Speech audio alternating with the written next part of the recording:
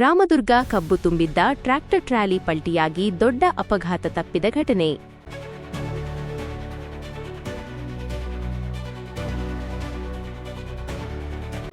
ರಾಮದುರ್ಗ ಪಟ್ಟಣದ ತುರ್ನೂರ ಗ್ರಾಮದ ಹತ್ತಿರದ ತಿರುಮಲ ಹೋಟೆಲ್ ಮುಂಭಾಗದಲ್ಲಿ ಬುಧವಾರ ರಾತ್ರಿ ಅಪಘಾತದ ಭೀತಿ ಮೂಡಿತ್ತು.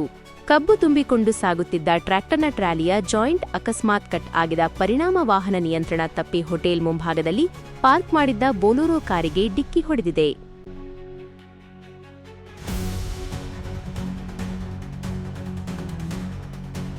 ಡಿಕ್ಕಿಯ ಪರಿಣಾಮ ಟ್ರಾಲಿ ಪಕ್ಕದಲ್ಲಿದ್ದ ಸ್ವಿಫ್ಟ್ ಡಿಸೈರ್ ಕಾರಿನ ಮೇಲೆ ಪಲ್ಟಿಯಾಗಿ ಅದರ ಹಿಂಭಾಗ ಸಂಪೂರ್ಣ ಜಖಮಾಗಿದೆ. ಅದೃಷ್ಟವಶಾತ್ ಘಟನೆಯಲ್ಲಿ ಯಾರಿಗೂ ಗಾಯವಾಗದೆ ಅಥವಾ ಪ್ರಾಣಾಪಾಯವಾಗದೆ ದೊಡ್ಡ ದುರಂತ ತಪ್ಪಿದೆ. ಕೆಲವು ಕ್ಷಣಗಳ ಕಾಲ ಸ್ಥಳದಲ್ಲಿ ವಾಹನ ಸಂಚಾರಕ್ಕೆ ಆಗಿದ ತೊಂದರೆಯನ್ನು ಪೊಲೀಸ್ ಸಿಬ್ಬಂದಿಗಳು ತಕ್ಷಣ ನಿರ್ವಹಿಸಿ ಸಂಚಾರವನ್ನು ಸುಗಮಗೊಳಿಸಿದ್ದಾರೆ.